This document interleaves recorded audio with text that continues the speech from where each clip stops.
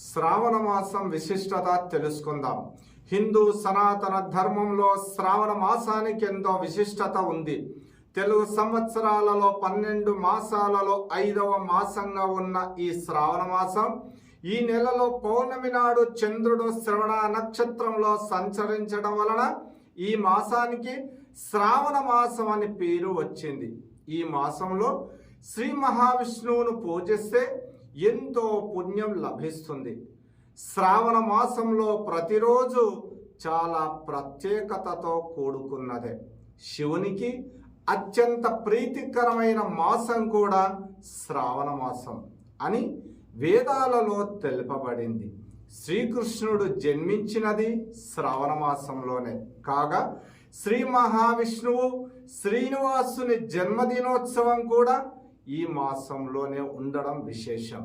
శ్రవణ నక్షత్రానికి అధిపతిగా ఉండే శివుడు ఈ మాసంలో మహావిష్ణువుని పూజిస్తాడని ధర్మశాస్త్రాలు తెలుపుతున్నాయి.